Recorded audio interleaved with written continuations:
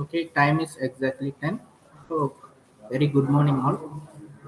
And I welcome you all for the second day session of our 5-day FDP program on next generation materials and devices.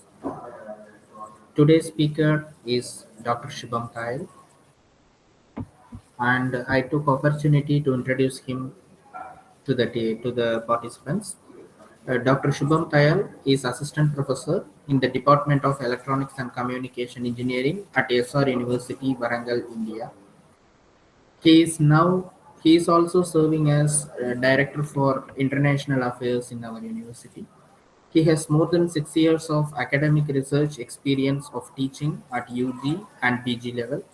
He has received his PhD in microelectronics and VLSI design from NIT Kurukshetra, M.Tech VLSI design from YMCA University of Science and Technology Faridabad, and B.Tech ECE from MTU Rohtak. He has qualified GATE in the successive years to 2011, 2013 and 2014, and UGC NET is also his added experience. He has published more than 40 research papers in various international journals and conferences of repute, and many papers are under review. He is an editorial and reviewer panel of he is acting as the editorial and reviewer panel member of many SCI Scopus indexed international journals and conferences.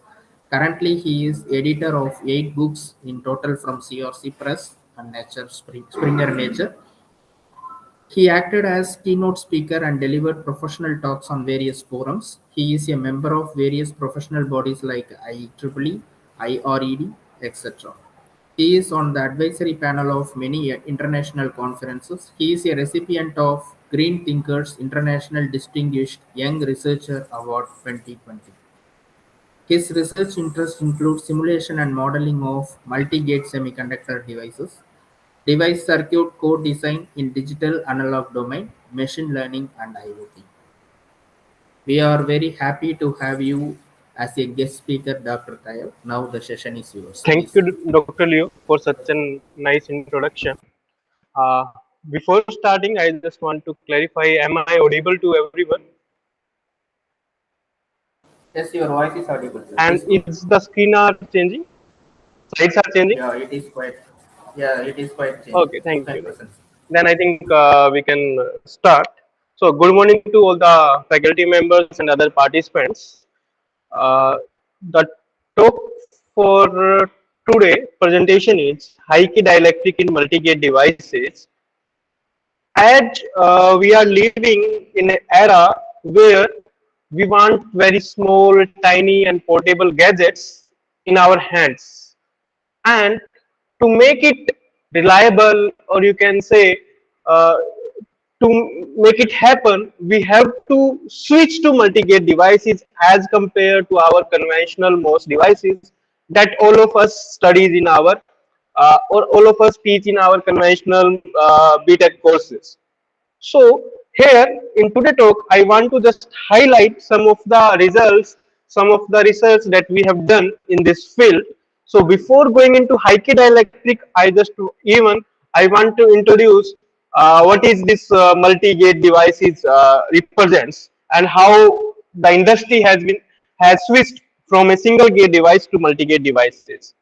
The outline of the presentation will be like that. First, we will be discussing, as I told, how multi-gate devices evolved.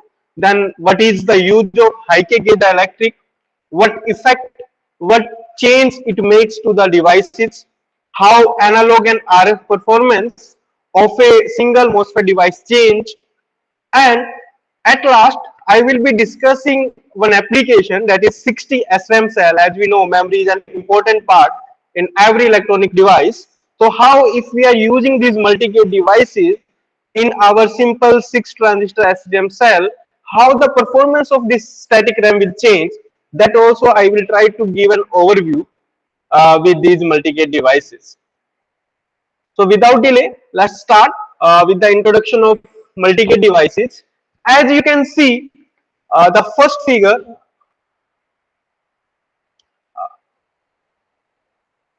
one second. The first figure represents a single conventional MOSFET device, which where we will be having source, drain, and a gate on the top side. That is the conventional MOS devices. But as many of you will be knowing who are working in the same field of semiconductor devices, when we need to scale down a device for multi-purpose applications in an electronic device, we have to scale down this MOSFET. But when we are scaling down this MOSFET, what is happening are several inevitable short channel effects are coming into picture. Some of them maybe you have heard about drain induced barrier loading, velocity saturation, hot carrier injection. All these short channel effects are start coming into picture. So overall, what you can say, what are short channel effects? So I just want to give a brief that if we think like a switch, MOSFET as a switch, for every switch there should be a control of single device. Okay, single person should control a switch. In our MOSFET device, that switch is gate. That whatever electric field we are giving, that electric field at the gate should control the switch. Means it should be controlled by a single gate. But as we know, we are having two electric fields in our conventional MOS devices. That is one we are providing at the gate terminal and the another one we are providing at the drain terminal. So we are having two voltage source, gate to source as well as drain voltage. And these two voltage source gives two different electric fields. One you can say vertically from the gate and one you can say laterally or horizontally from the drain. So as a switch, it should be controlled only by the gate and lateral electric field, that is horizontal electric field, should be minimum as much as possible. However, when we are scaling it, drain and source are coming so much close that this lateral or horizontal electric field, what will do, it will start taking the control of your switch. That is your short channel effects. That means your control is not only with the gate, it is with the drain also. We have to avoid that one. So that is the main purpose of these multi-gate devices, to stop the control of drain over the charge carriers in the channel. It should be controlled only with the help of gate. So researchers came with an idea that when we are scaling down the devices, we cannot control the electric field by the drain. Only thing what we can do, we can reduce the power supply from 1 volt to 0.7 or 0.5 volt. But we have to give some amount of voltage at the drain. So we cannot control much the lateral electric field. Then idea comes, then okay, we cannot control, we cannot reduce the drain electric field, then let's increase the gate electric field. That is the electric field which is coming from the gate. So one of the way is to increase the power supply. That is increase the gate voltage from 2 volt to 3 volt and 5 volt or 10 volt. But again, if you are going by that method, that where we are going to increase the gate voltage, your power consumption will be more. Then again, that will be a disadvantage. Your device will get heated up very soon. So then scientists came or researchers came that okay, don't increase the gate voltage, just increase the size of the gate. That means just wrap the channel more and more from different sides. So you can see from second picture, here you will be having this two gates, one at the top, you can see blue portion, and one at the bottom, you can see this portion. So now you are having two gates.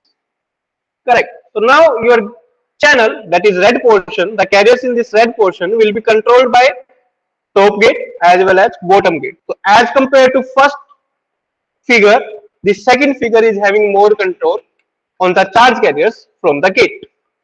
Somehow problem solved. But as we are human beings, our desire doesn't end. We came, you can assume like that. Previously it was a room size computer. Now it becomes like a table size computer when we convert it from single gate to double gate. But we want another small. We don't want a table size computer. We want a, you can say laptop kind of thing.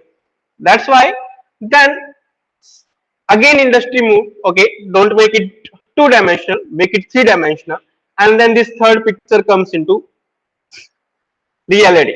that is your FinFET device. These two figures, third and fourth, both are somehow both are named as FinFET devices.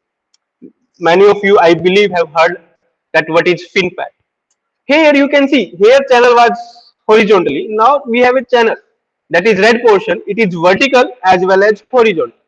So now we are having three dimensions: one, two, and then three. Three dimensions are there for a channel. It's like a fin of the fish. If you will see a fish, the fin, or you can say the tail of the fish, looks like the same way. That's why its name has been given FinFET. But another thing much interesting here, this white region you can see, this white region.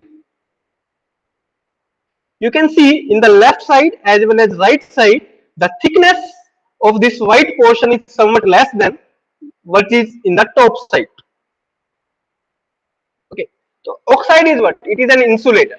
So you can think if an insulator thickness is very high, if even though you will give voltage from the top, it cannot control your charge carrier because insulator will not allow to change your electric field. But from the left side as well as from the right side, your charge carriers can be controlled by the gate.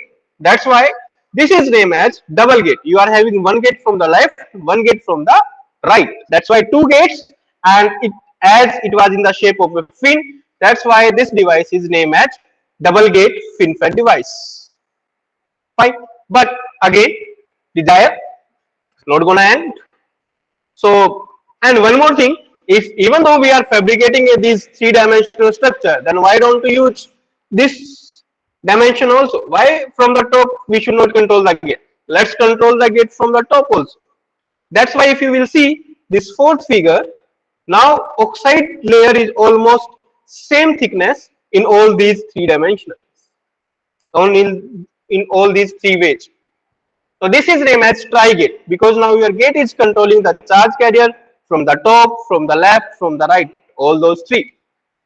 That's why this is named as tri-gate FinFET device. Again, then come to the fifth. Why don't we use the fourth side also?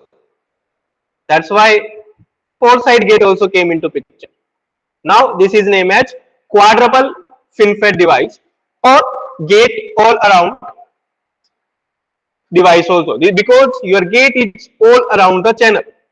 That's why this is also named as gate all around device. Again, if you will see these first five figures, 1, 2, 3, 4, 5, your channel is of rectangular shape.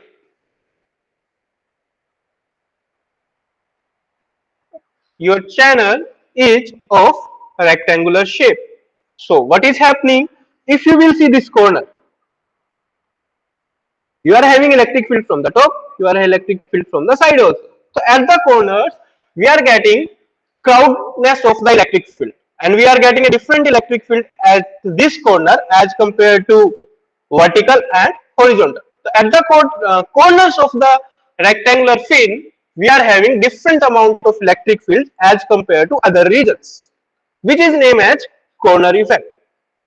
So that because of that only, the researchers have shifted or trying to shift from this FinFET device to this cylindrical device. You can see only difference is this is a rectangular channel, here you will get a cylindrical. So now instead of rectangle, we will be having a cylindrical part. So everywhere we will be having a same amount of electric field. That's why this cylindrical FinFET or cylindrical device came into picture. This is also named as nano wire FET because it is in the shape of a wire. That's why we name it nano wire also. The structure looks like this in a 2D way. You can see in the center it is a red region, that is your channel or silicon. Then this white region is your oxide, and at the top this blue kind of color is your gate. So it is same thing, only in the shape of a cylinder. So that is named as nano wire FET device. Again, one more thing came, that because what is the desire? Your laptop should be in your hand, even its size should be less than your iPod, maybe like a wristwatch. You should in the near future maybe we will be seeing that your computer systems are on your hand or in the shape of your wristwatch. So you need more control by the gate. So then researchers given an idea. It's not a reality till now. That figure number 7. It's not a reality till now, but in research it's going on that I can give a gate inside the channel itself.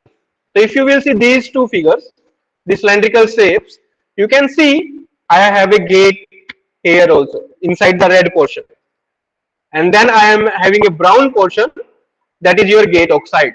So now I am having a gate inside and a gate outside also. So it is like two gate all around structures combined together to make a single gate all around structure. This kind of things is named as nanotube structure because it is somewhat similar to carbon nanotubes and all. So this is not a carbon nanotube, it's a silicon nanotube. Even with the help of silicon also we can make a silicon nanotube.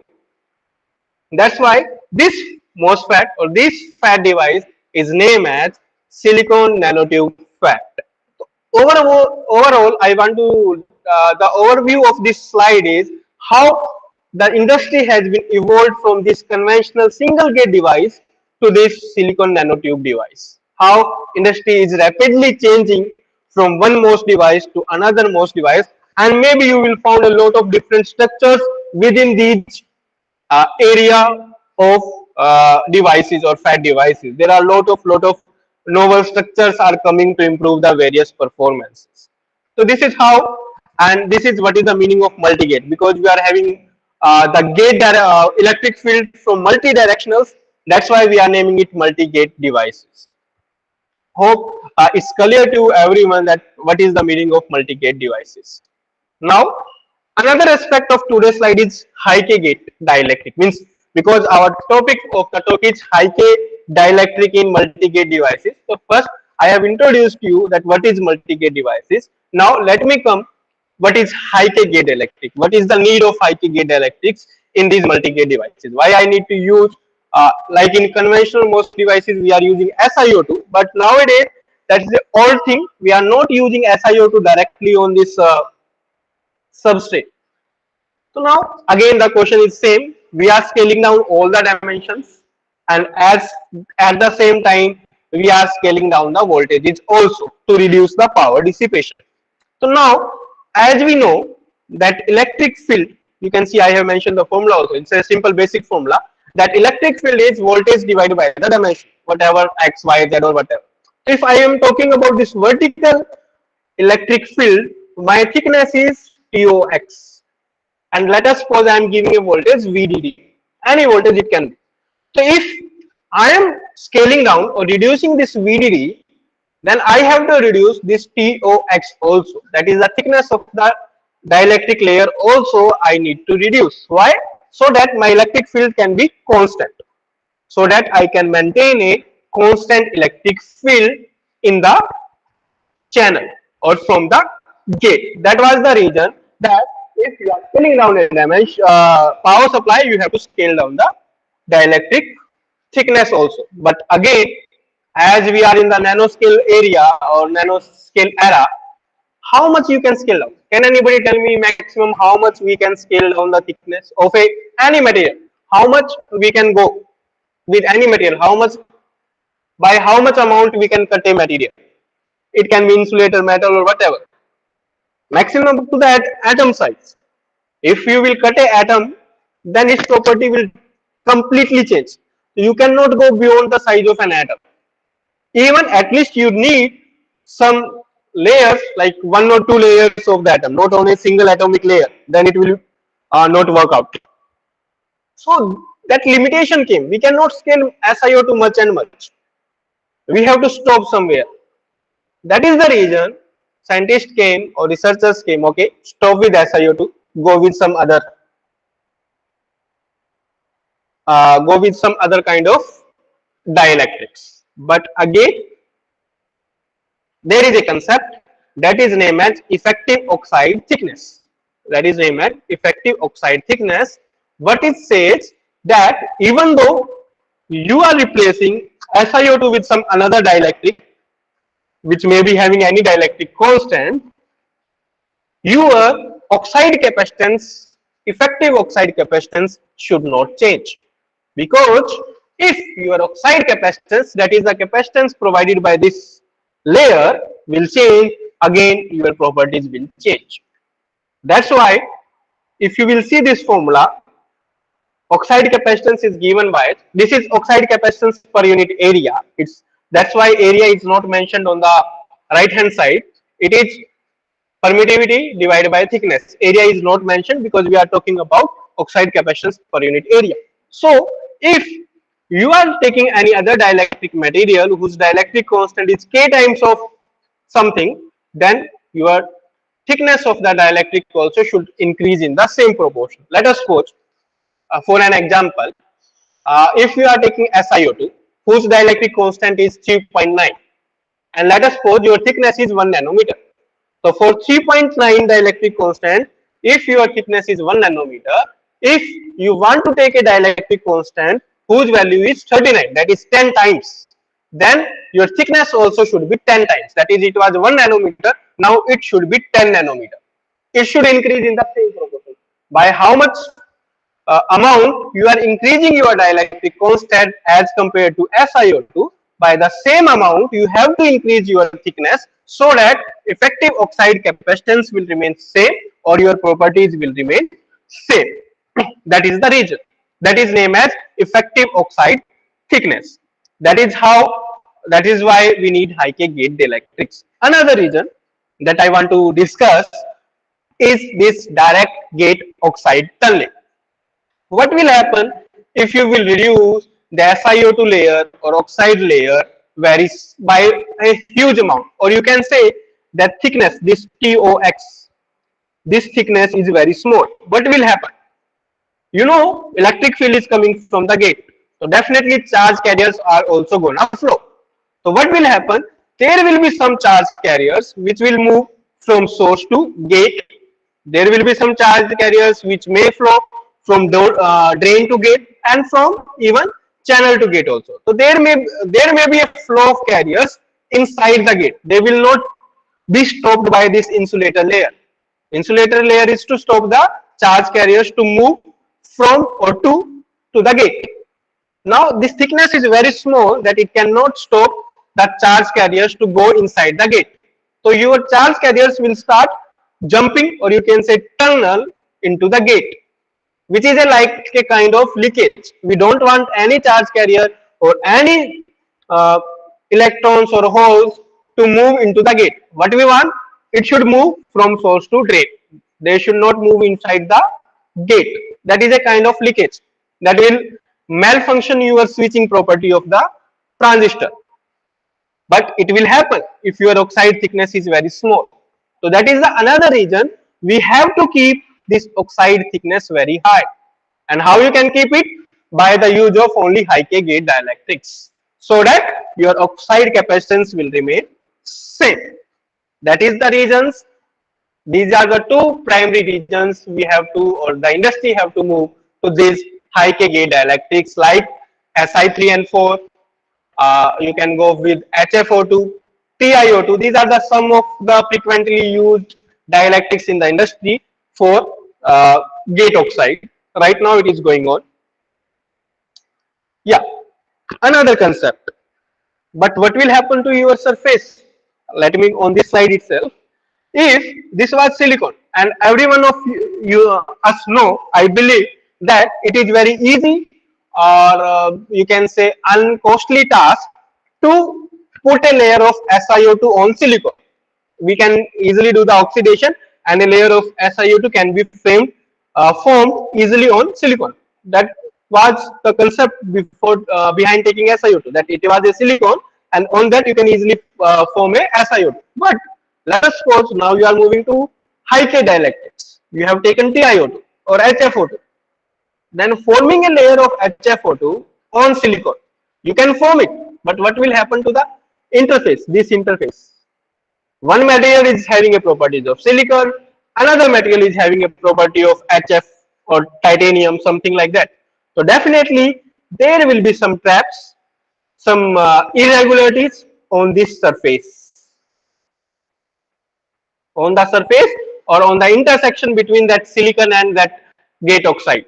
And again, your surface will be rough, it will be irregular, there will be trap charges, lot of things will come into picture at the surface, and that again gonna change your device properties or your MOS properties switching as well as other characteristics by a huge amount.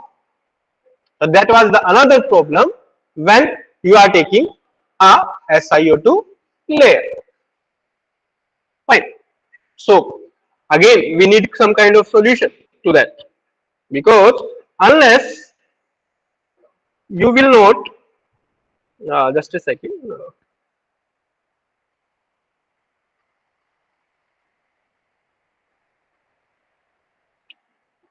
Unless you will provide a solution to this taking of some high K again will create some problem. Then researchers came with, this is the pictures I have taken from Microelectronics Journal, put it by Pradhan et al. From Triple IT Kanchipuram. Here you can see there are two pictures, A and B. In one, there is direct oxide layer on the source channel and drain, and in one we are having an interfacial oxide layer. So what we are doing, instead of depositing a high K layer or any oxide layer directly on the silicon, first we will make a very small layer of SiO2 so that this interface will not change. Then above this interfacial oxide layer, we will be having this high K oxide layer, that is your TiO2, Si3N4, HFO2, any kind of high K dielectric material. So what will happen? Now dielectric combined with the dielectric, any interface between two dielectrics is not that much irregular as compared to dielectric with semiconductor. So this will somehow will improve the properties, but again overall as compared to SiO2, if you will use a high K dielectric, even though you have maintained a constant electric field, vertical constant electric field, your device performance will change because overall you have changed the architecture. So that will definitely affect the performance of the device. But this structure that has been shown in the B figure is named as gate stack structure, where gate has been stacked, or you can say your oxide layer is in stack portion where you are using one SiO2, one high K, both are stacked vertically. Some researchers have checked horizontal combinations also, but as compared to this vertical combination, horizontal combination is giving very degraded performance. That's why nowadays nobody talk about this horizontal combination of gate stacking. Everyone talk about this vertical combinations. That's why I have included this vertical combinations only, and this structure will be gate stack structure. So now onwards, whenever we'll talk, I will be talking some results and all. Everywhere we have taken this gate stack structure into picture, where we will be having a small thickness of interfacial oxide layer that itself is still SiO2, and then we will be using a high K oxide layer. It can be SiO2, sorry, HFO2, it can be TiO2, it can be Si3N4, it can be any material having dielectric constant greater than 3.9. Now, one more effect, how this will, as I told, that even though we have maintained our dielectric constant or effective oxide thickness constant, we have maintained our vertical electric field constant, then but still then why performance will change? It may improve, it may degrade, we will discuss, but how it is going to affect the performance. So that effect, whenever you will take a high K gate electric, one effect will come into your device, any kind of device, you cannot neglect this effect, that is named as fringe induced barrier lowering effect, or in short we will name it FIBL effect. This picture and this explanation somehow I have some has been taken from a paper in 2003 from NR Mohapatra and VR Rao. They have explained in a very unique way the effect of FIBL and taken this kind of double gate device. You can see.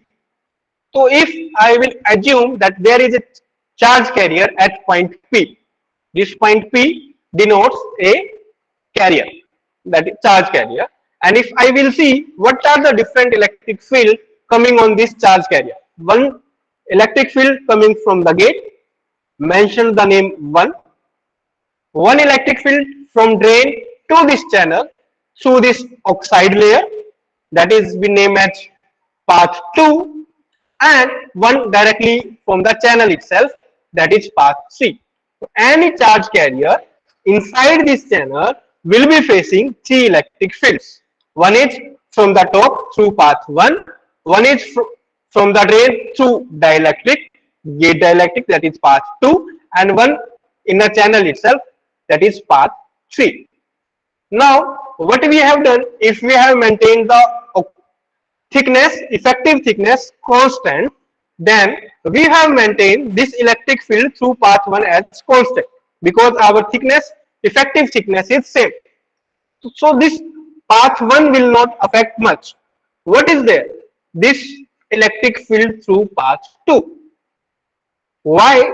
Because if your physical thickness is very high, your dielectric constant is more, then more number of electric field can travel from this path 2. And if more number of electric field can travel, then more number of that electric field also coming from drain, remember that.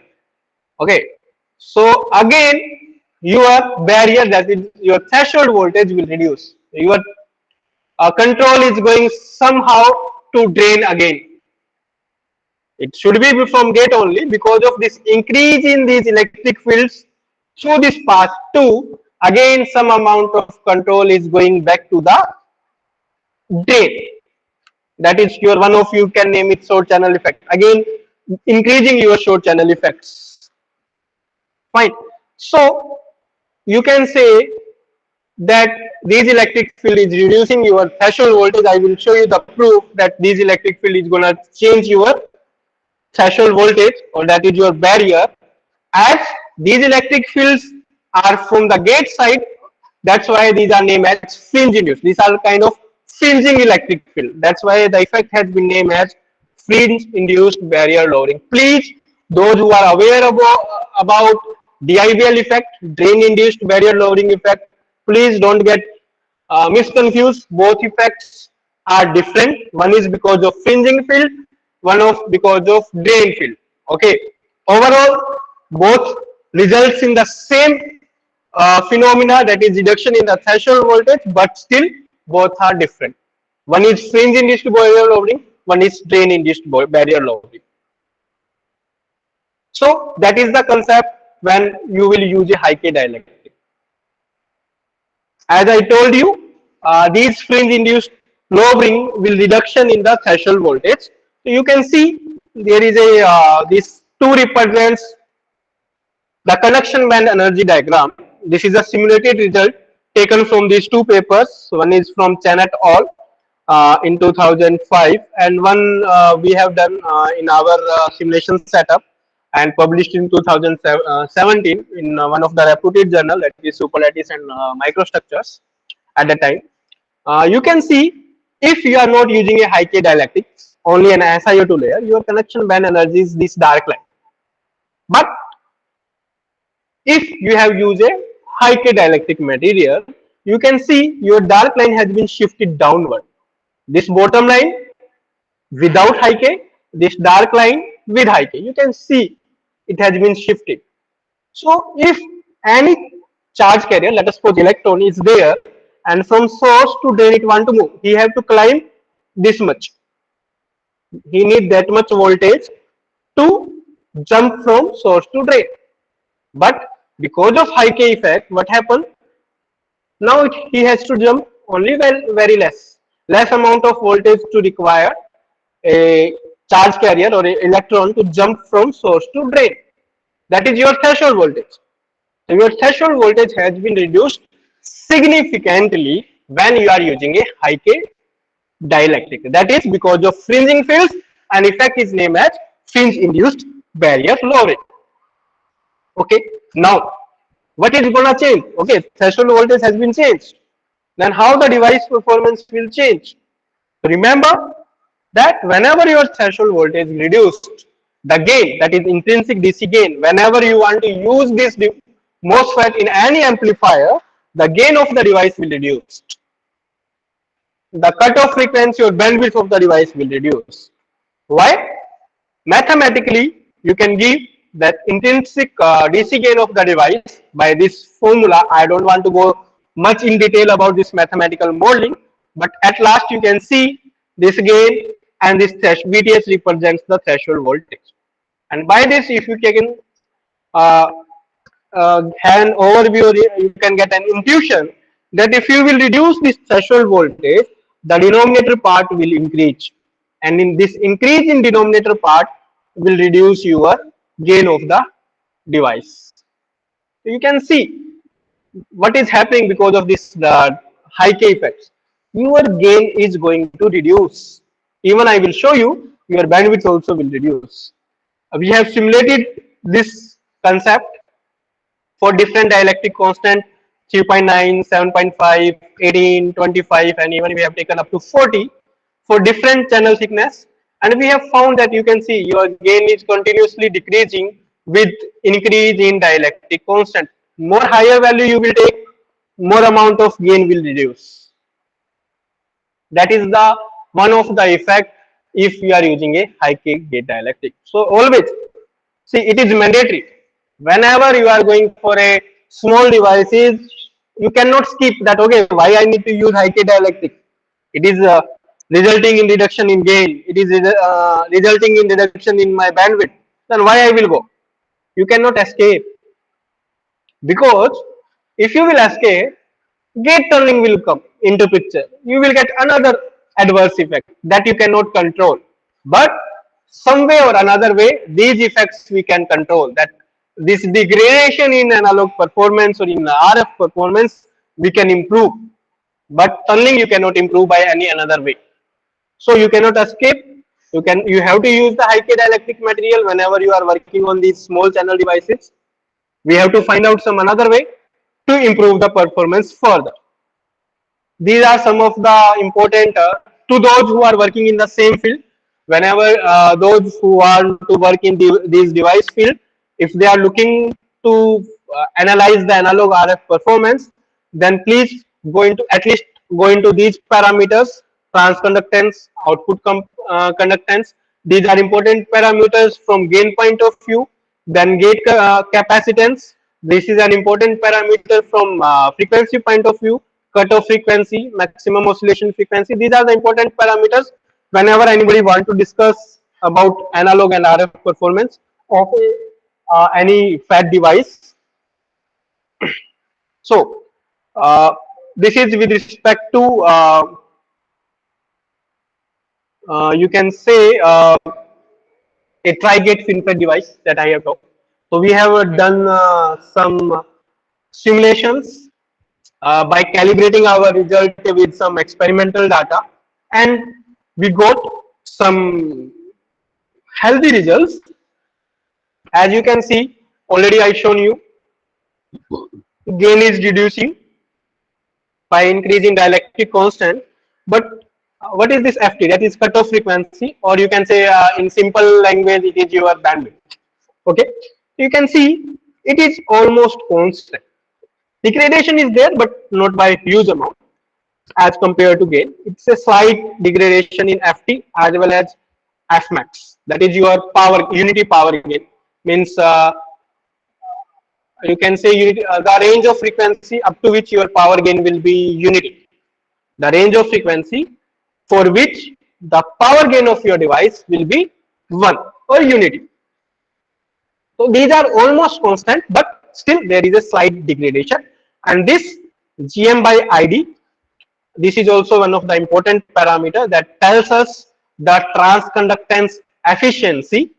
Better the value of GM by ID, you can say better will be the analog performance of the device. So as you can see here also, whenever you are using a high K dielectric, this is degrading, it is getting downward. So your GM by ID is reducing. That again confirms that your analog performance will degrade whenever you want to use a high K dielectric. Another thing you can see, we have used a gate stack structure. One brown color layer, we have mentioned it is a SiO2 layer, that is interfacial layer, and a yellow layer, that is your high K layer. high K gate dielectric will be using. It can be of dielectric constant 7.5, 18, 25 and 40. These all are results have been published in our work in 2017 in superlattice and microstructures. But again, the task is there that we know performance is degrading. We have to improve it. Then only it is beneficial to use high K dielectrics. So one of the method to improve the performance of high K gate dielectric to optimize the various dimensions of your FinFET, like this thickness, how much thickness you should take for silicon, where the use of high K gate dielectric will be more beneficial. Same way, how much length, this length of the gate you should take. Okay, how much thickness of this interfacial layer you should take. So by optimizing these different dimensions, we can optimize some or other way the performance of the device. So we have tried these three dimensions, that is the thickness of this silicon, that is named as channel thickness, the length of this gate, you can name it channel length or even the gate length, and the thickness of interfacial layer or interfacial layer thickness. First optimization is with respect to channel thickness. This the thickness of this red portion. This is the 2D view of our structure. We have taken 4 dimensions for this analyzing the effect of this channel thickness: 6 nanometer, 10 nanometer, 15 nanometer, and 20 nanometer, and we have plotted. You can see gain is reducing, but we have measured the quantity that is named as this delta quantity. What this delta quantity tells, that if you are using 40 is the dielectric constant for TiO2. So if you are using TiO2 instead of SiO2, how much gain will be reduced? Let us suppose at 3.9 your gain is this much, but when you have used TiO2 your gain is only this much. So this is the amount by how much your gain is reducing. When you are using another dimension, 10 nanometer from here to here, and if you are using 20 nanometer, you can see your line becomes almost an horizontal. So this delta value is degrading. So that has been plotted here in this figure.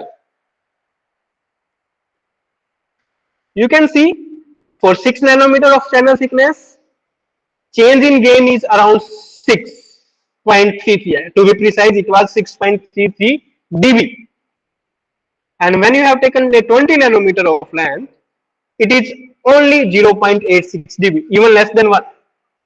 So what it suggests, that if you will take a higher thickness, higher value of this channel thickness, the reduction in gain, the degradation in the analog performance will not be much, and you can easily take the high K dielectric for use.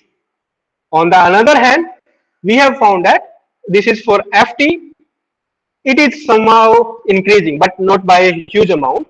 For 6 nanometer, it was 2.41 gigahertz, and here it was 4.2 gigahertz. Not a huge amount. It is almost in the same range, but the change in the gain is reducing sharply. So, what conclusion we given by optimizing this channel thickness, that take a higher length or higher thickness so that use of dielectric will not degrade your performance by a large amount. Another was channel length, that is this LG. You can optimize this also. Again, similar kind of study has been done. We have taken 4 different lengths: 15 nanometer, 20 nanometer, 30 and 40 nanometer. Again, same delta kind of thing has been observed.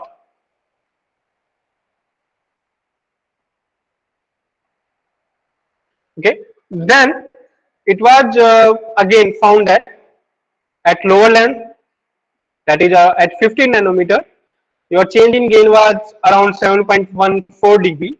But as soon as your gate length is increasing, it is increasing. But after a peak, again it starts decreasing. So we found a peak at 30 nanometer. That If you are using a 30 nanometer, the reduction or the degradation in your performance will be very high. It will be too much high. So don't take 30 nanometer. Either take beyond that or less than that. Definitely, all will prefer to go with the small length. So we come to a conclusion that take a length of around 15 nanometer or lower than that, and you will have a best result whenever you are using high K dielectrics. Particularly in our case, we have talked about TiO2, that is dielectric constant 40, and at the same time, you can see there is small change in delta Ft. That degradation in cutoff frequency somehow will be more, but not by a significant amount. The reason for these things, you can go to our paper. Already I have given the link here, mentioned the paper title here. We have given the reasons for all these kind of nature in our papers. I believe I don't have that much time that I can discuss in detail, even though I try to mention in my slide. But uh, I believe time will not allow. I have to cover a lot of things. So those who are interested, they can refer this article in superlatives and microstructure, and they can find the more detailed version why this kind of peak is coming when we are scaling down the gate length. Another dimension that I have to talk about is this thickness Ti. If you can visualize it, the thickness of this brown layer, vertical thickness, how much thick this interfacial layer of SiO2 you are using. Mathematically, uh, the physical thickness can be calculated using this formula, and we have taken three different, you can say, interfacial layers of 0.2 nanometer, 0.5 nanometer, and 0.7 nanometer. The reason being, to stop at 0.2 nanometer, why we not go beyond this 0.2 nanometer? Then I can take 0.1 nanometer also, but again, that is the size of atom. I cannot take a single layer of atom as a oxide layer. That's why we restricted ourselves to 0.2 nanometer, and I will suggest anyone who will try to replicate the results or replicate the work, please don't go lower than this 0.2 nanometer, because then there will be a question that how you can use a single atomic layer of silicon as the oxide. So please try to maintain, limit yourself up to 0.2, and I will precisely say minimum you should go up to 0.3 nanometer from fabrication point of view. But these are the results we got. This dark line is for 0.7 nanometer. This is for 0.5, and this is for 0.2. So from here, you can see we started from the same point.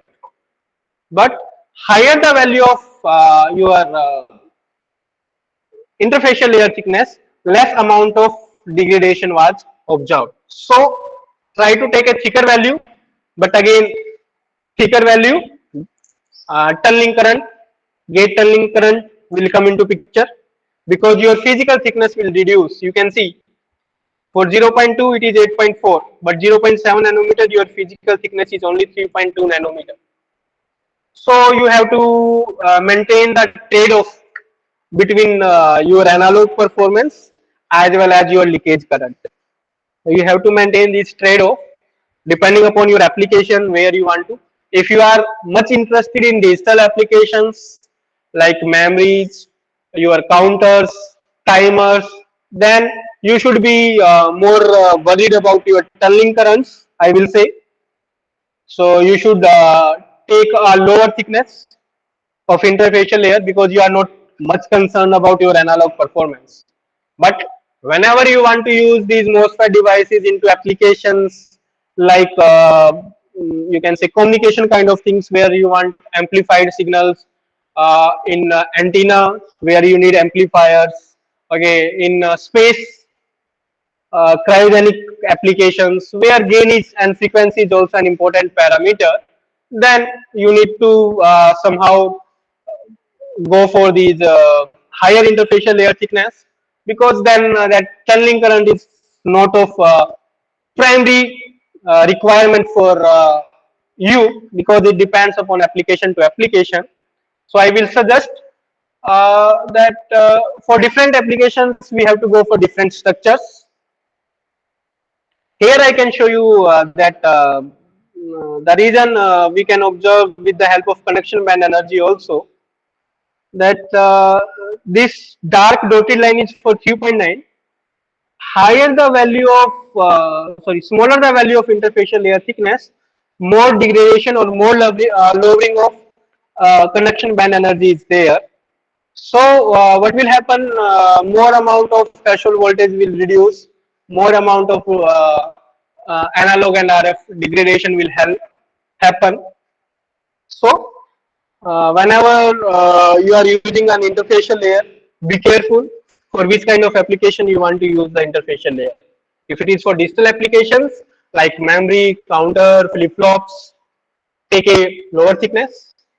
But if you want to realize some kind of communication circuits like antennas and all, go for a higher thickness, I will suggest.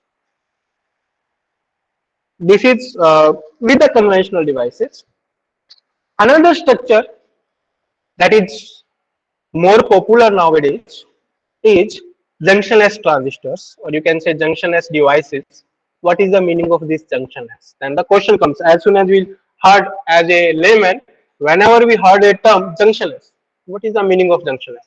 By the word junctionless, that means there is no junction. But where are the junction in most devices? So if you will see this picture, source, channel, drain, all are in same colors. Okay, why? Because the doping in source, channel and drain are of same type. It is not one place it is p type, one place it is of n type. As in our conventional devices, normally our source and drain is of let us suppose n type and n type, then your substrate will be of p type. Similarly, if your source and drain is of p type, your substrate will be of n type. But in junctionless transistor, everything will be of same type of doping. Either all will be n type or either all will be p type, depending upon you want to use it as a n type MOSFET or you want to use it as a p type MOSFET. Okay, so there is no p-n junctions in these kind of devices. That's why these devices are named as junctionless devices. Again, why we need? Can anybody? If somebody is working in the same field, can anybody explain why we need these junctionless transistors? Participants, please kindly unmute yourself and answer the questions. You are left to unmute. You are free to unmute. To reduce the fabrication complexity, sir. Yeah, thank you, sir. In order to produce abrupt junctions, sir. In order to produce abrupt junctions, very precisely. Yeah, random dopant fluctuations will come due to lack of abrupt junction. That's why we are going for junctionless or doping loss.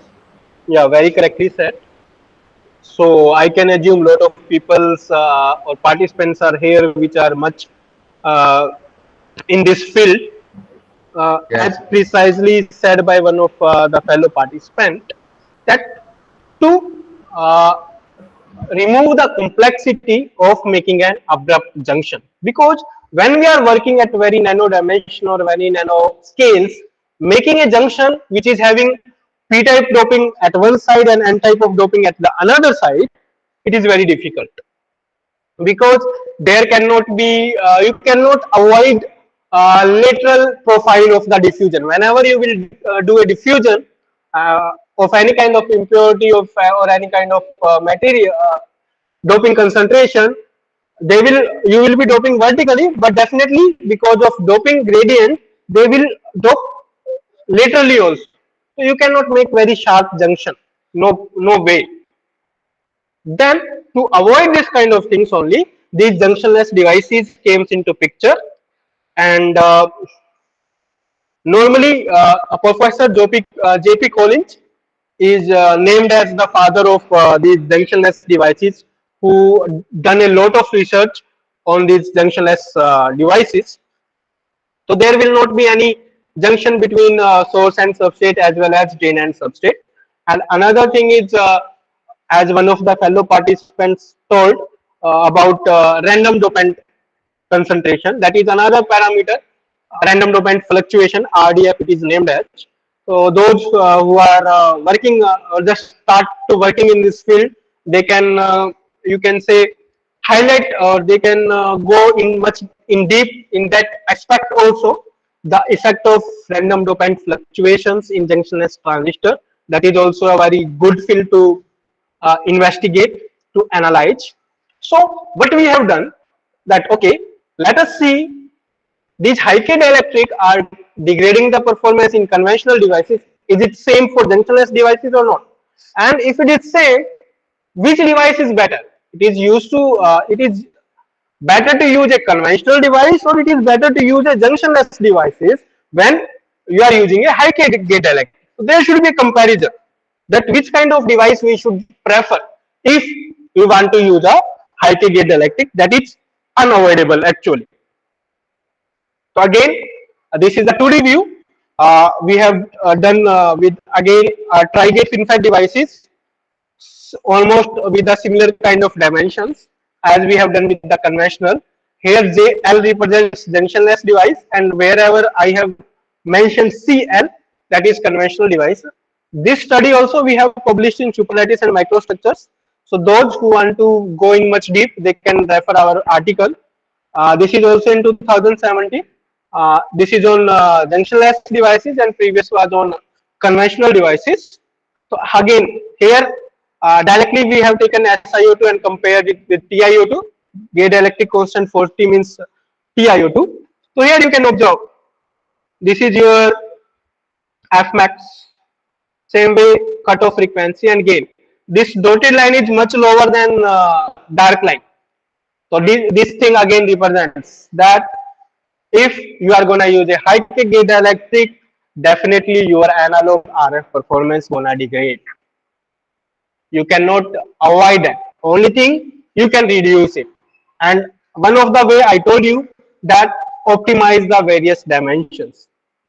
As we have tried it out in conventional devices, that yes, by optimizing these various dimensions, we can reduce this degradation. We can reduce the delta, if you remember. The degradation caused by this high-K gate dielectric, we can somewhat reduce it, or you can say we can improve the performance of the device. So we want to check it. Is those same dimensions can do the same kind of thing in these junctionless devices, or it was only for conventional devices? So similar kind of study we have done, or we have performed with the junctionless devices. Or interestingly, we have found a similar kind of result. That means the idea of using or optimizing these channel or device dimensions to improve this performance of high-K gate dielectric based FAT devices is applicable to all. You can apply it to the conventional devices, you can apply it to the junctionless devices. Even for your knowledge, I have tried it with nanotube also. I have tried it with double gate devices also, and I have found or profound almost similar kind of you can say behavior. So personally, I can say this is one of the best method, or one of the best shooting method you can apply anywhere to improve the performance of high-K gate dielectric based FAT devices. So I don't want to go much in details with these parameters like transconductance and output conductance, capacitances and all. I directly want to go with that delta amount. That is how much degradation. So you can see again, whenever we will reduce the channel dimension, silicon thickness, again, anything you can take, delta AV, delta FT, and delta Fmax. Everything at lower channel thickness or at lower silicon thickness, the amount is high. You can see 6.6 gigahertz as compared to 2.2 gigahertz at 12 nanometer. And same way for gain. At 12 nanometer, the reduction in the gain is 2.3 dB. But on the another hand, at 6, it is 5.2 dB. So again, same thing. Use a higher thickness of silicon. Use a higher silicon thickness so that by at least some amount you can improve the performance of the device. But the difference what we got here is delta ft again almost constant, but delta f max as compared to conventional devices, it is somewhat more. Same way, another device dimension, channel length, similar kind of study. I will say use a lower dimension because almost constant, but slight peak you can observe here. At 30 nanometer, 7.6, then 8.5, then again somewhat lower value. Slight peak is there at 20 nanometer. So almost similar kind of nature we found with junctionless devices also. Same with interfacial layer thickness, you can see how delta AV is changing when you are moving from 0.2 to 0.5 to 0.7. Overall, again I will suggest, and overall I will conclude with respect to analog RF performance that use a higher silicon thickness, use a lower gate length, use a higher interfacial layer thickness whenever you are interested in analog performance, whenever you are interested in higher gain, higher bandwidth, whenever these things you require, whenever you want to use your fat devices, because see, any electronic device you can take, every time you have to use some or other way, every time inside your IC, inside your chip is your fat devices. So you can control the performance of your chip with the help of fat device itself. So whenever any IC industry is going to fabricate for analog as well as communication point of view, they have, we are suggesting that use high K dielectrics because that is unavoidable, but use a higher thickness, lower gate length and higher interfacial layer thickness until and unless your tunneling current, that is gate tunneling current, is within the limit. You can use that. Either you use conventional, either use junctionless. But again, I want to compare them, that which one is good, conventional or junctionless. So you can see with the help of this bar diagram, all the dimensions have been taken same as I mentioned in the table. The dark bar graph shows you the change in terms when you are using a conventional device, and dotted bar graph shows you when you are using a junctionless device. So in terms of GM, that is delta GM, that tells you about change in transconductance. You can see if you are using a conventional device, it is around 5.6%. But if you are using a junctionless device, it is only 3.6. And delta GDS, hooping amount, 222.2% conventional, and junctionless still very high, 93%. And similarly with capacitance, that is an important parameter from frequency point of view, but these all relates, first three leads us to last three. So you can see delta AV, this fourth, when you are using a conventional, 24% degradation, but when you are using a junctionless device for the same dimensions, only 13%, approximately 13. In terms of bandwidth, that is delta FT, almost same, 5.9 and 5.3, but in terms of power unity gain, 7.9 and 12.9. But overall, you can see the more change is there in gain. I will say we have suggested that through our paper, this study, this investigation we have published in one of the reputed conference in the field of VLSI and devices in India, Indicon 2017, happened at IIT Roorkee. We have published our results there. You can the information about the article I have mentioned here in the vertical. You can see here. For more details, you can refer there. But overall, we will conclude here in terms of analog and RF performance that use a junctionless devices as compared to a conventional devices. Whenever you use a high K gate dielectric device for a better analog performance and comparable RF performance. RF performance will be somewhat lower as compared to conventional, but it is at par, not by a significant amount, I will say. So this is all about the analog and RF part. With this, I want to give you a 5 minute of time if somebody want to put any kind of questions or any kind of queries there. I will be I will try my level best and I would be happy to answer them. And after that, I want to just show one of the application that is memory cell, 6 RAM cell, that how if you are using a high K dielectric, how the performance of SRAM cell will change. So after that, I want to go into that. So before starting that digital part, if anyone having any query, I will be happy to answer them.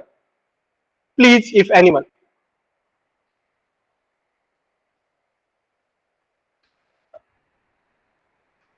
Sir, Yes. my name is Ashok. I'm from VIT, sir. Yes, sir. Sir, can you explain me charge plasma technique? Sir, charge plasma technique is a different kind of technique where we will be using different work functions of the metal at the source and at the drain end. Means there we will be using different metal materials. Like one place you are using aluminum, at one place you are using titanium. So because of different work functions, one plasma type of things will be created there, and because of that Okay. charge flow will start. Okay, but I think in that regard we can have a session on some another day on in some another FDP. Today my Okay. talk is not related to that, so I, even though I tried to give you a small answer to that, uh, I Okay. think more about this concept as it is not aligned to the today talk to me. I think Yes. personally also you can mail me. I can answer you in more details. But as the Okay. time is small here, I'm just spending with some 20 more minutes, and I have to answer others also. So Okay. Thank you. sorry for that. But I feel I just given you small answer to that. Yes, sir. If we are going for a dielectric stack, Sorry, sir. if we are going to stack a dielectric, Yes. means using low K and high K combinedly, Ye- what is the impact of interface trap charges, sir? See, there will be an interface trap charges where at the intercept of two dielectrics. Now it is not at the intercept of dielectric and your silicon. So as compared to that, it will be less, definitely. But still, I accept definitely because of those trap charges at the interface of two dielectrics, effect will be there, but it will not be that much significant because whenever we are fabricating a contact between two dielectrics, because both are insulator, so their materialistic properties or that interface properties will not change by a huge amount. So as compared to direct deposition of different dielectric on Si, that is silicon, it is very comfortable to use a gate stack. But yes, I accept that there will be some effect of trap charges even though at the interface of two dielectrics. Okay, sir. And it will degrade your performance, any performance. Either it is digital or either it is analog. Trap charge is always gonna degrade the performance.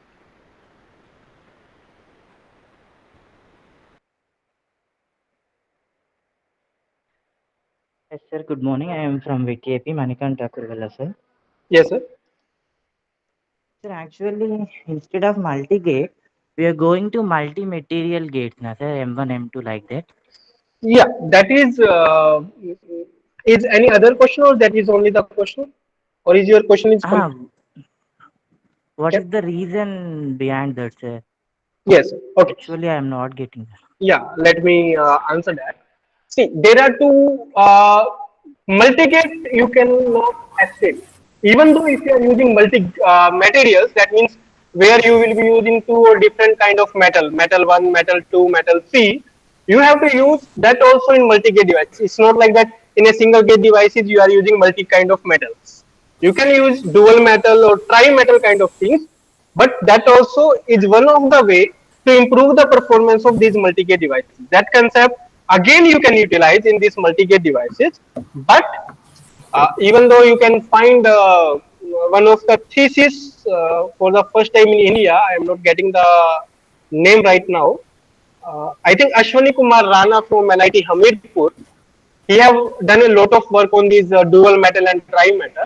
This is one of the way to improve the performance, but using this and compare it with multi-gate devices is of not a concern. I think that is not a good thing to visualize also. Use the concept of different multi metals, that is you can name it multi metals. Multi-gate is different. You are using gates from different areas of the different sides of the channel. But when you take multi-metals, at all places you are using two metals or three metals. Even you can then place them horizontally. You can place them vertically. That you can use. But still, there is a question from fabrication point of view. I don't think that from fabrication point of view, using multi-metals is a good idea. Okay, Because sir. metal And metal one connection, more thing. yes. Yes, sir. One more thing is actually the horizontal electric field is depends on source, sir. Only I'm trying, sir. Sorry, can I repeat? That horizontal actually we have two electric fields, na, sir, vertical and horizontal. Yes. In a conventional MOSFET, that horizontal electric field only depends on drain or also source, sir. Horizontal electric field is generating from drain. It is ending at source. Drain, na, sir. It is ending at even Okay. not at source to the channel carriers Okay. inside the channel. So source is Okay. nowhere related. Okay, you can say Okay. it is, Okay. but you can relate in that way if you want to relate it with source. That drain field, what we are talking about, it is depending upon drain. Actually, that voltage is between drain and source. That is VDS. So in that way, Okay. it depends upon the source that how much potential you are giving at the source. Another way, it is not depending upon the source. It is on drain as well as horizontal, that fringing field that we are talking about. That fringing field also supporting your drain field only. Horizontal, it is coming from gate, but from the side of the gate. So overall, they are combining with late horizontal electric field only. But as an answer to your question, source does not change the lateral electric field. The Okay, potential sir. difference between drain and source, I can say yes, because of that only electric field is coming. But the doping concentration of source and all those things will not change your horizontal electric field. I don't believe in that, Okay, as okay, per sir. my knowledge. Actually, in some paper, okay, sir. Actually, in some papers, somebody are using dual source, sir. What is the purpose of dual source, sir? Sir, maybe they are using the concept of tunneling fat, where the phenomena of current conduction will change.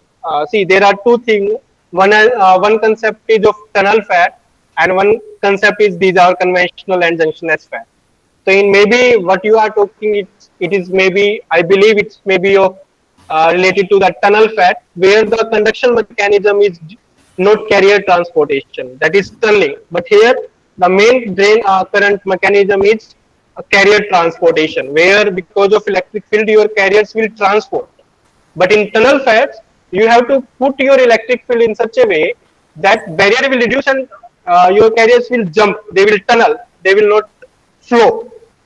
So I think, I believe what you are talking is about tunneling mechanisms, and it is, they are using in tunnel fight kind of things.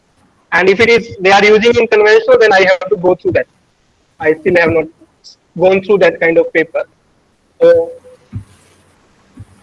Okay, sir. Thank you, sir. Sir, Actually, while implementing the junctionless, we are using the multi-gate, like some auxiliary gate and tunnel gate and control gate like that. Is there any other technique to implement the junctionless, sir? Sorry, sir, can you, your voice is very small. Can you speak it somewhat loud? I am not able to clearly hear.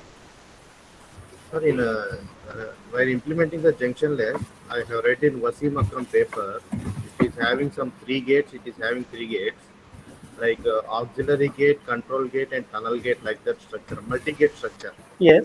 Okay.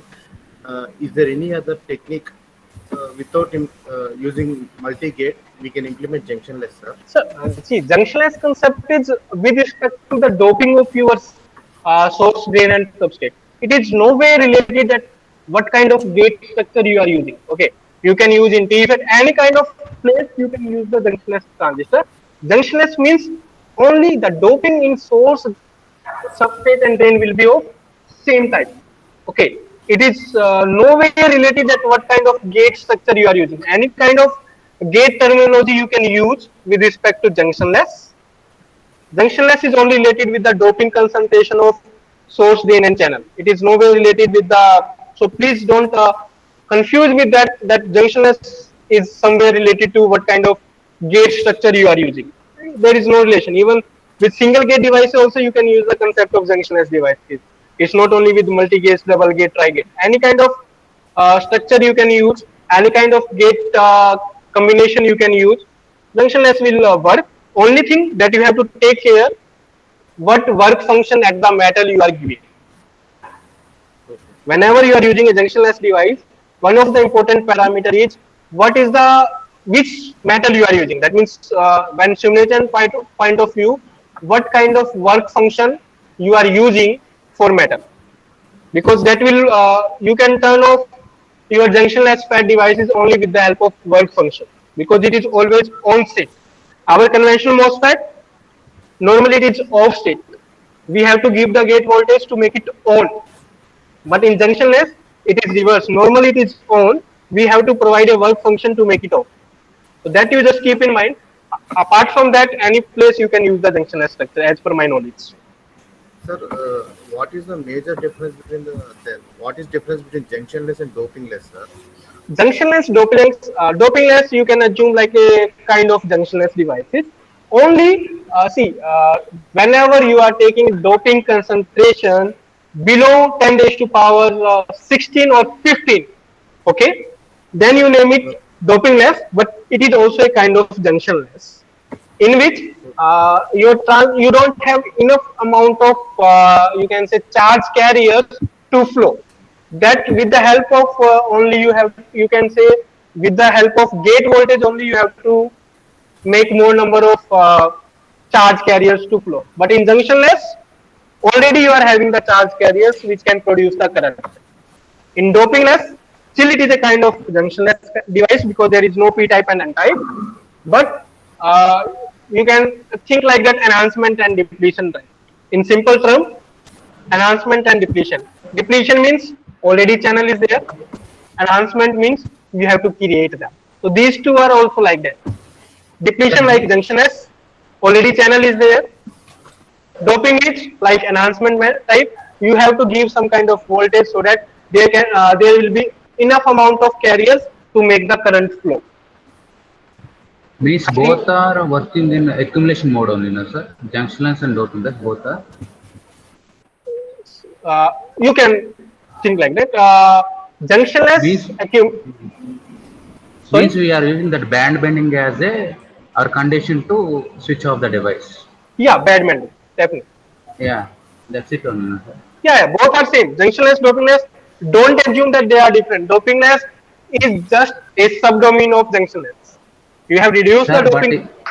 Yes. But in tunnel FET, both this concept fully different, sir. In tunnel FET dopingless, we are using as a charge plasma concept. Yeah, I told you. With help of that metal, yeah. Already I told you. Yes.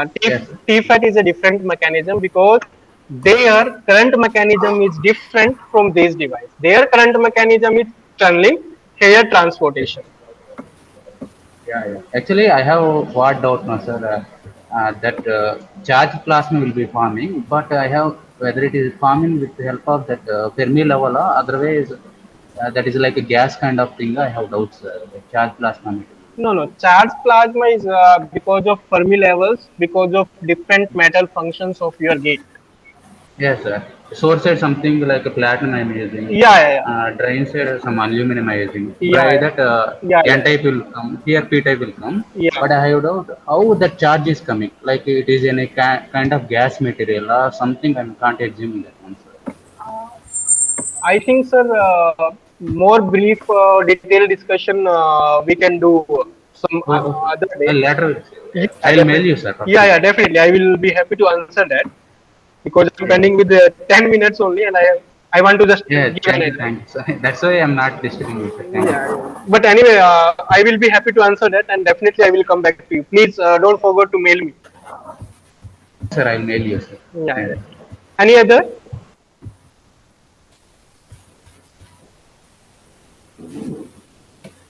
Okay, as the time is small, I am pending with only 10 to 15 minutes. So let me just introduce this concept. I will not go much in detail. We have tried to simulate 60 SRAM cell, that is the basic memory cell in our digital circuits, with the same these FinFET devices, conventional as well as junctionless. Even I have tried with that silicon nanotube also, and we have tried to investigate how the performance of these 60 SRAM cell will change. As all of us, I believe, know, there are three different modes in which SRAM operates, like hold mode, read mode, and write mode. So there are stability we can check in terms of signal to noise margin, SNM. So for hold mode, we name it HSNM, read mode RSNM, write mode, we have used the term WSNM. And similarly, delay, read access time and write access time, we have used it. Higher the access time, more is the delay. You can think in that way. So what is the flow diagram when we are investigating any circuits? Because anyway, whatever device you will make, at last we have to use in some kind of circuit.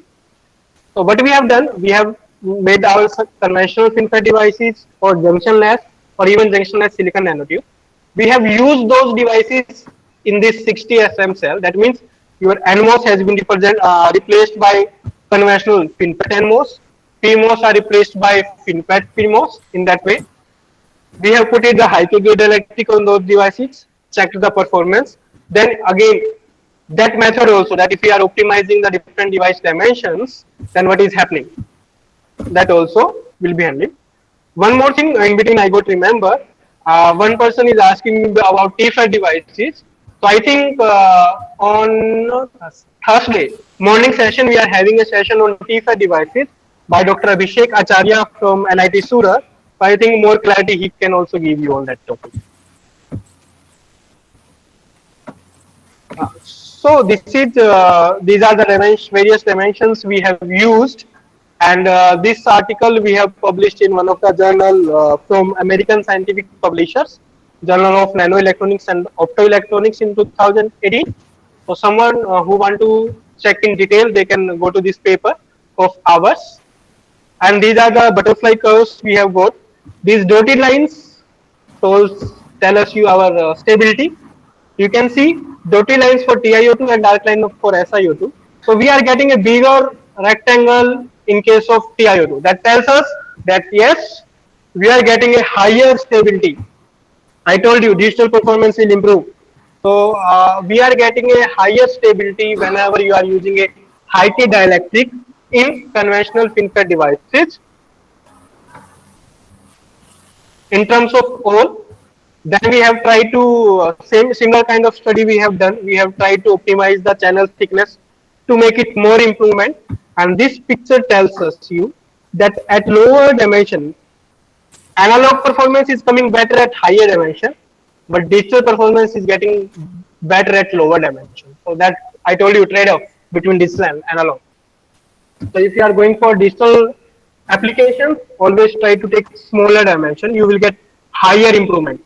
You can see at 40 nanometer, if I am getting a stability of 27 millivolt, at 6 nanometer, I am getting an improvement of around 71, multifold, almost 3 to 4 times. 3.5 times.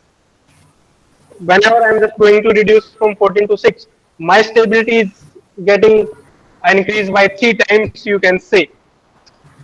Same with access times and all. Same kind of trade-off we found in length. There I was saying that take smaller length. Here I am saying take higher length. Supply voltage. Similar kind of study with junctionless also we have performed. And this work we have published in IET Micro and Nano Letters. Details you can find it. Sorry, I am wrapping it fast because of the time constraint. Similar kind of study, similar kind of result, that overall we found that whenever you are using a high K dielectric, gate dielectric at the gates oxide, either you use a conventional device or either you use a junctionless device. Whenever you want to use in memory applications, take it because it will improve your stability by a large amount, almost around 2 times to 3 times, but it will degrade your delay performance. Your device will get somewhat slower. That also has been observed. And we can optimize all those things with the help of optimizing the various device dimensions.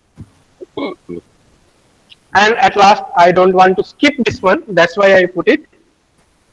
This is the 2D view of nanotube. You can see outside I am having a gate and inside also I am having a gate.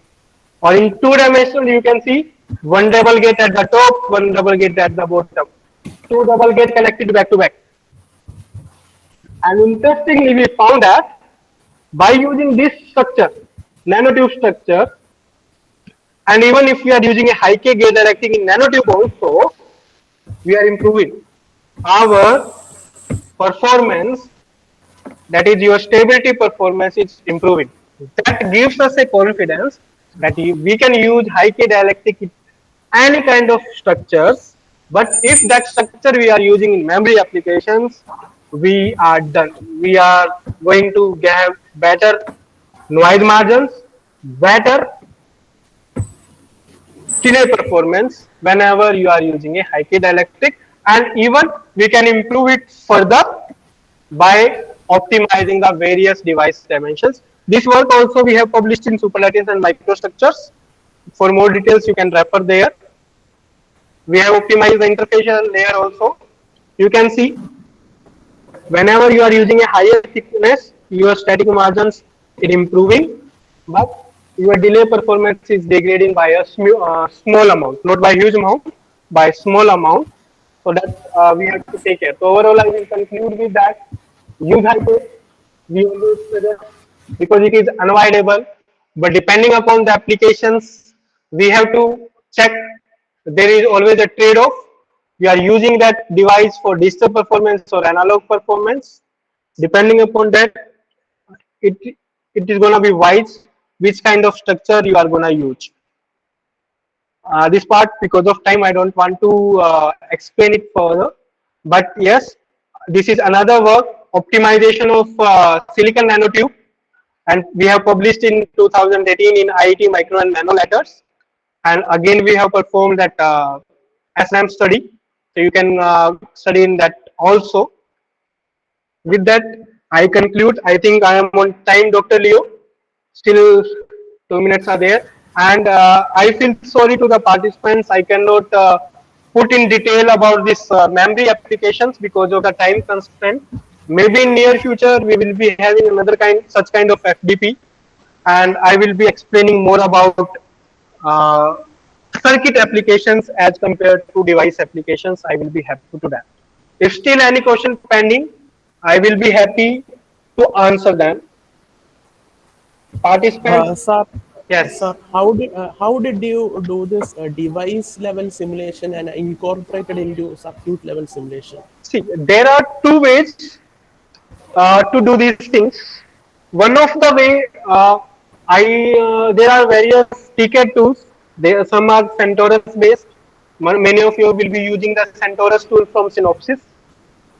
Many of you may be using the Atlas from Silvaco. I don't know it is available with Atlas, that is Silvaco or not, but yes, we have done with the CentOS TCAD itself. That gives us the flexibility to use that device structure directly into the circuits. So within the CentOS TCAD, we can do these simulations that we have done.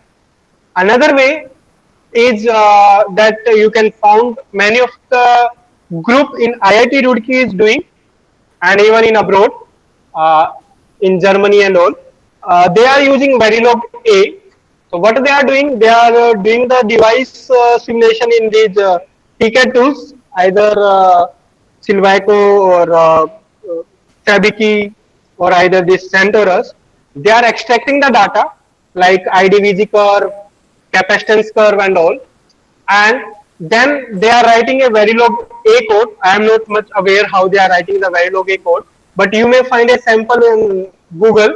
I have gone through once, and then they are inserting their data into that Verilog A, and that Verilog A will be simulated using Spice or Cadence.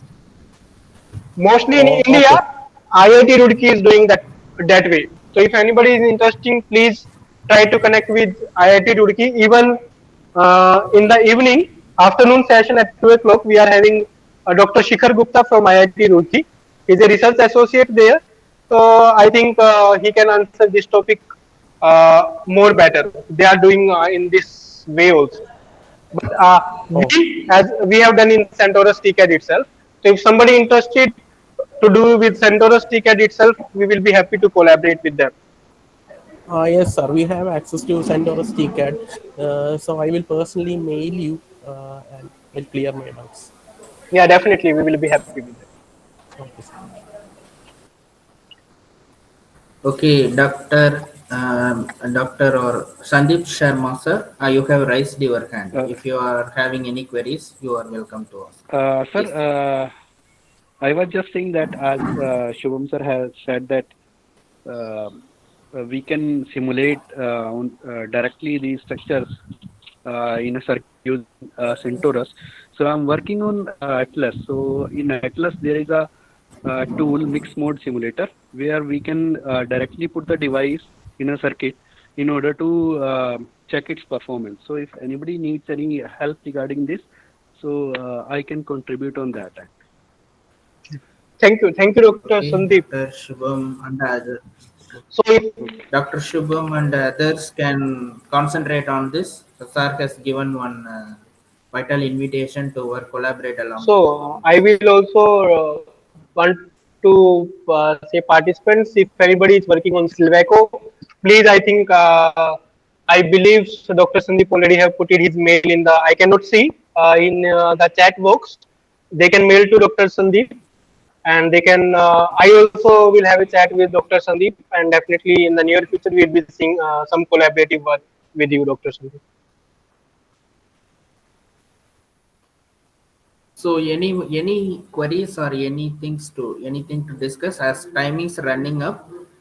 I think we will wind up the session right now. And give time to the next speaker to engage you effectively. Oh, thank you, Dr. Shubham Tayal, sir, for your valuable inputs and the excellent presentation so far. I think there is a one-to-one interaction is very high in this session when comparing to the previous session. We really appreciate the interest of the participants for having a excellent interaction with the speaker.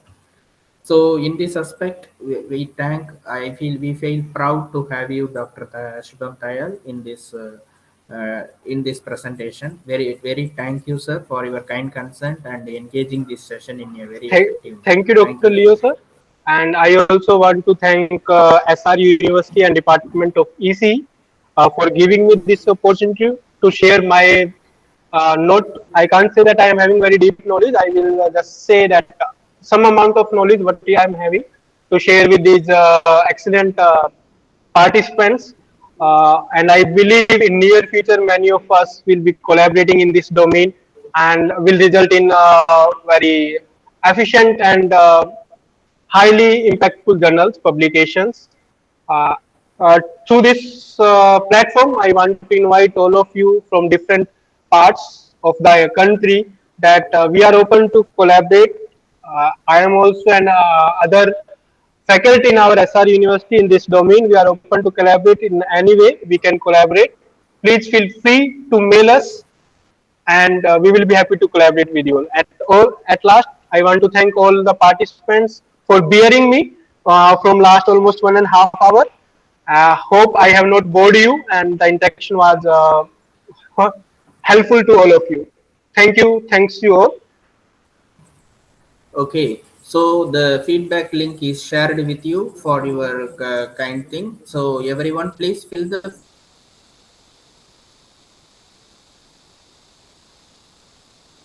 feedback so that it is only for the purpose of certification. We are not doing anything. Everything is auto generated. If you are writing small letter means it small letter will come. Capital letter means capital letter will come. Professor, if you are giving spelling mistake means spelling mistake will come. So we are not here to monitor all these things. Only thing is you have to take care of your details. So please fill the certificate feedback form with ultimate care. Whatever you are writing there, it will be reflected in the AutoGen software. Okay. With these inputs, I am just winding the session and giving the break for 5 minutes. We will be back by 11:45. I think so. The Shubham Tayal sir will coordinate that with Dr. Ashutosh Nandi sir. Hope you will have good session for him. Thank you everyone.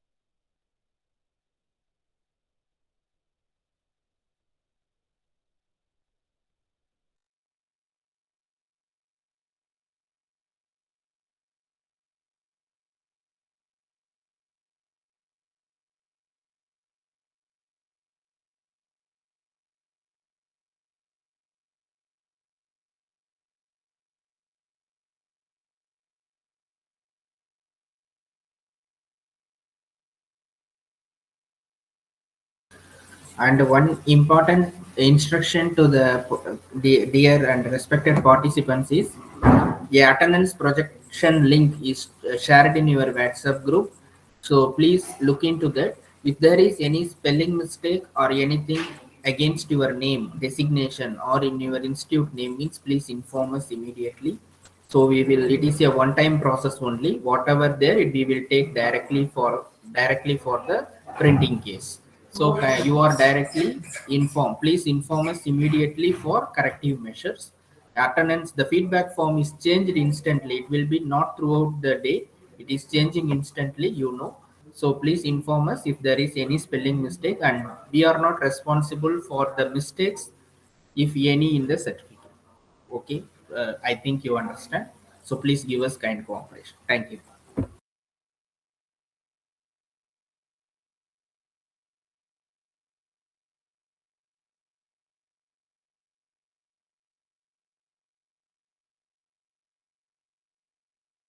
And one participant has messaged me that, sir, please put the feedback link here. We are already shared, sir. Day 2 session 1 is the feedback link for the first session. Definitely we are putting in both chat box as well as in the WhatsApp group, so please make use of it. Thank you.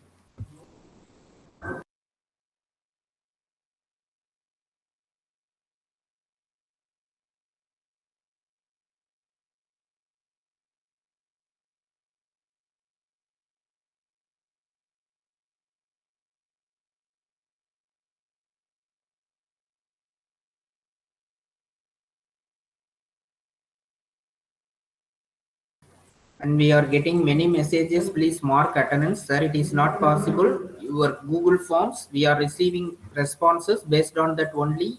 The auto marker is marking the attendance.